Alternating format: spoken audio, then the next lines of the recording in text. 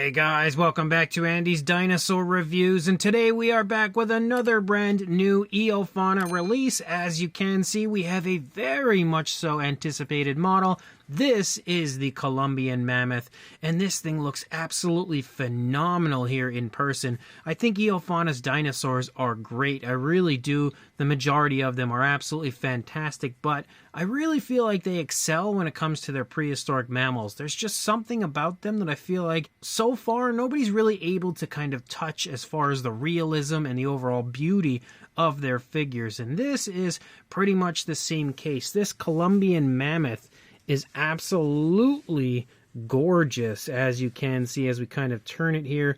Just kind of let you guys get a quick look at it. The sculpt on this is phenomenal, and the paint apps as well are super nicely done, giving it a very realistic and genuine look overall. On top of the incredible figure, we also have these little cards. Let me see if I can actually get this off of the foot.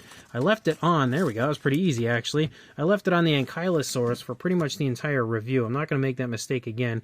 But as far as the card goes, you can see a nice shot again here for a Columbian Mammoth. You can also see as we kind of move down, you've got information and everything for the species. And then if we turn the card around, the Eofauna logo on the back, and then you also have this little tag that comes in here with that card, and you can see again the species as well as the scale, and then you can see some more information on the back, and basically you can open it to get even more information and everything on the inside, but I can't really get that open too well. There's a nice shot of that little area of information.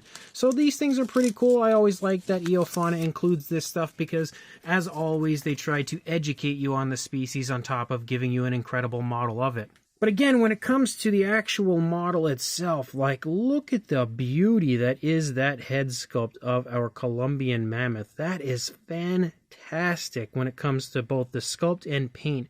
The detailing is honestly out of this world. When you look at that skin detail, there is just so much detailing through the course of the face as far as the skin that it's honestly mind-blowing. You can see so many different slight skin wrinkles and creases within the skin, and different even variations to the skin. You know, you've got kind of smoother areas of skin like up above the eye and right there in the eye socket, and again much rougher skin as you move down toward the lower jaw. And it looks absolutely out of this world, and they've done a great job of applying gray and brownish tones through the course of the figure, as well as a really nice dark wash that helps to highlight all of the detail perfectly. You can see the eye is painted with a yellow, given a nice black pupil, and then a nice gloss coat on top of everything. As you lead out here and you head down into the trunk, you can see that as well. If my camera, there we go, would focus on it correctly. Looks great when it comes to the sculpting and fine detail. You can also see the tusks as well. Again, really nicely sculpted, nicely painted. There's not a whole lot when it comes to really nice fine detail within the tusks, but honestly, I don't really expect that. This is pretty much as I would expect for the tusks of a figure like this. I think it looks pretty good. Nice naturalistic coloration again with that kind of ivory-like tone that we have there. But as you lead down through the trunk, you can see the dark wash that is applied brings out all of the detail perfectly, moving through and trying to keep my camera focused on it, which is apparently a task. And there we go. You can see again the detail looks great. You have all of the creases in the skin, basically with the curvature of the trunk running along the underside. And then if you kind of get up here, you can see a little bit of like a pinkish tone that seems to be added. Maybe it'll be better to see it over here. Some pinkish tones as you get closer here to the end of the trunk. You can see a little bit going on there. Man, my camera really doesn't want to focus on it. You can also see a little bit of a gloss coat in there as well, which is pretty cool. When you look at the opposing side of the head, again, absolute beauty on both sides. As you move up, you can see the ears are sculpted out. They kind of look like they're in the midst of moving, considering the positioning. Again, the different grays, browns, and dark wash and everything applied to it, helping to add quite a bit of variation of color. And when you come to the top of the head of our Columbian Mammoth, you can see again a much darker tone up here on the top of the head, basically overtaking the top of the head. You can see it starting right here, but it really overtakes the top of the head up there and then kind of runs down into the neck before disappearing. and tapering off. And you can see really fine fur through the course of the entire figure as well. When you get nice and close, you can really see, again, the really fine fur that is sculpted out through the course of the entire model. We can see a nice turn in the neck with some wrinkling and creasing right here. Since the mammoth has its head turned pretty nicely, you can definitely see all sorts of creases and wrinkles right there in that area. As you move back, you can see the front leg looks really good. You could definitely get a sense of the musculature of the leg, as well as the fact that this leg is definitely outstretched quite far. You can really see that even with the positioning and sculpt of the elbow quite nicely right there.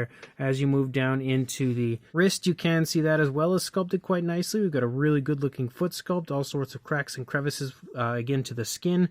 You've got the nails and everything sculpted out and painted with a slightly different tone of color, all looking incredibly realistic. As you move back up into the stomach, you can see the skin kind of curling and wrinkling right here behind the leg as it's moving along, again basically showing off the movement very, very nicely for our Columbian mammoth. You can see some more skin detail back here, as well as a little bit of girth to the stomach, definitely giving it a nice well-fed look.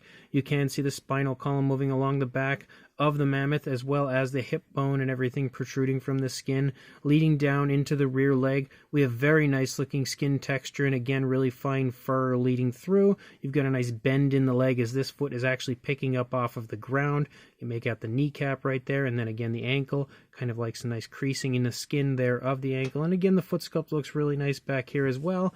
And then you lead back into the tail, and as you lead out, you can see that dark wash is everywhere on this figure, even leading out into the tail, as you have that nice little bit of fur out there on the end of the tail. Again, a nice little bit, of course, for the tip, which looks really good, and you can't even see the detailing of that. Looks quite nice. It is painted with a black.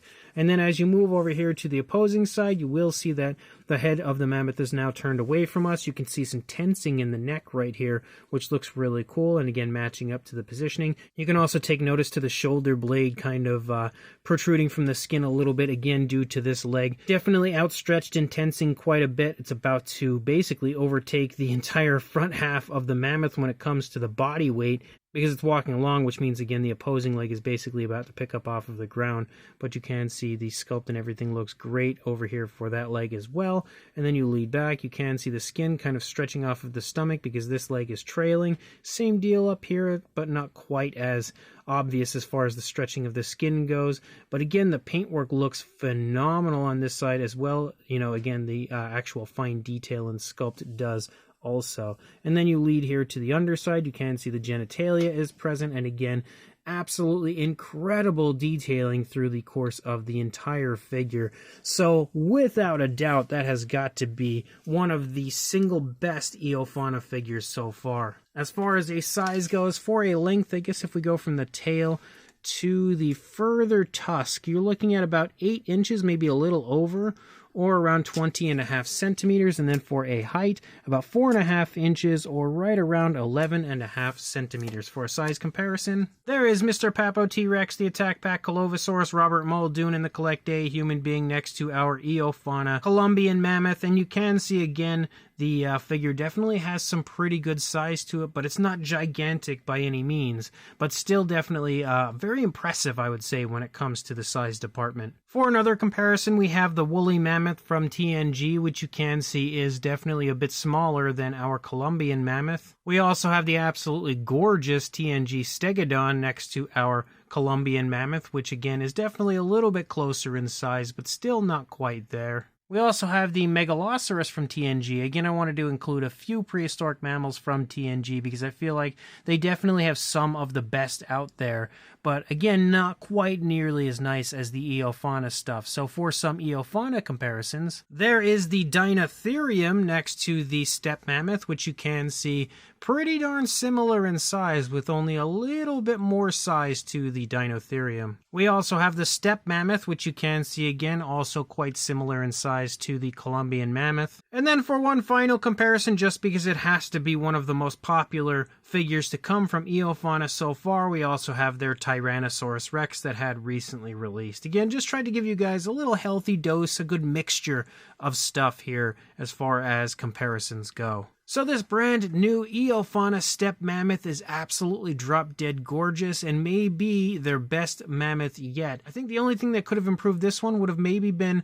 a little bit more of like a dark wash on the tusks, kind of like they've done with a lot of their previous prehistoric mammals and stuff. Like they've included some washes on the tusks to kind of give them a little bit of a dirty look, whereas this one just has like that squeaky clean kind of a look. Not to say that that's unrealistic, maybe it just came out of the water, I don't know, and it looks nice and clean.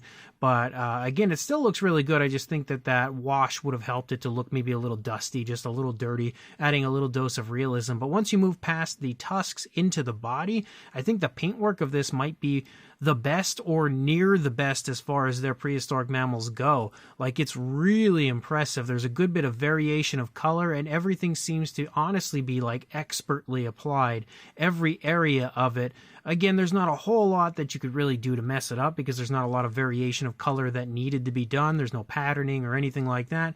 But the way that they've applied the different variations of grays and browns and the dark wash is honestly, in my opinion, like perfect for what I would expect to see on this figure. And again, helps to amp up the detail perfectly and highlight the detail perfectly. The sculpt is also really nicely done. Again, it's got a nice walking pose, nothing overly crazy or anything. Nice and natural as a whole. Lots of movement shown, incredible fine detail throughout, and lots of realism to the figure as well. So without a doubt, in my opinion, one of the best Eofauna figures to come so far. If you are interested in adding this to your collection, I will include a link in the description to exactly where I purchased mine, which is a Lana Time shop. So make sure you check that link, go grab this gorgeous figure, and like, comment, and subscribe, and I will see you in the next review.